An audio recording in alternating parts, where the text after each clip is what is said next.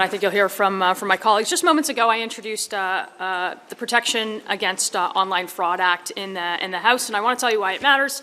I have here with me my friend, my colleague, my riding neighbour, and the Shadow Minister for Seniors, Anna Roberts, who hears so much about this issue. Every week, Canadians open their phones and they scroll past deep-fake investment ads. I'm sure you've seen them on Facebook, or these miracle cure promises on Google, where people with sharp minds and decades of lived experience are being scammed out of their life savings. In 2024, the stat says $643 million was lost to fraud, and that's a 300% increase from 2020. And they say, research says that only about 5 to 10% of any of that is actually accounted for in terms of happening, and the rest goes unreported, oftentimes very silently and shamefully, because victims in this case blame themselves. What we ask in this bill is what have people like Meta and Google done about it, and that's, we've answered the question, essentially nothing. So we found a solution to this. Here's what the bill does.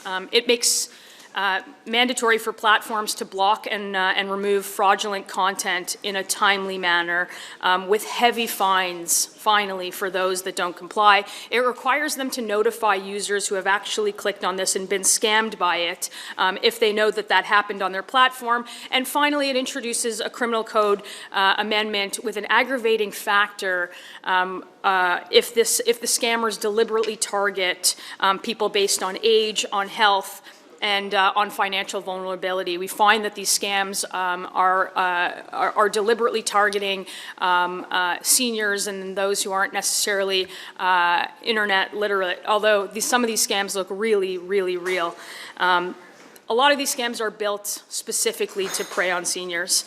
I'm not sure that this is a partisan bill. I think that everybody in every community has heard a story. Members of the industry committee just last week unanimously agreed that platforms like Meta need to be held more accountable, and this bill answers that question directly.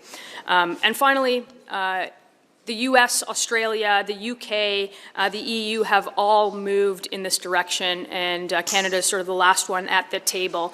So we thought that we would bring this bill to make sure that we can finally protect those that are being scammed with the AI slop that's online now.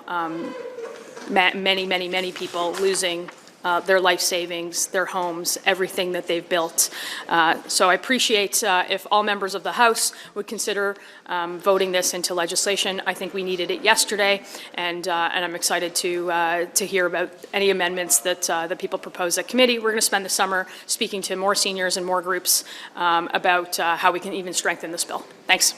Ms. Lantsman, I was actually speaking to one senior who said that she took the care to actually jot down numbers that were calling her consistently.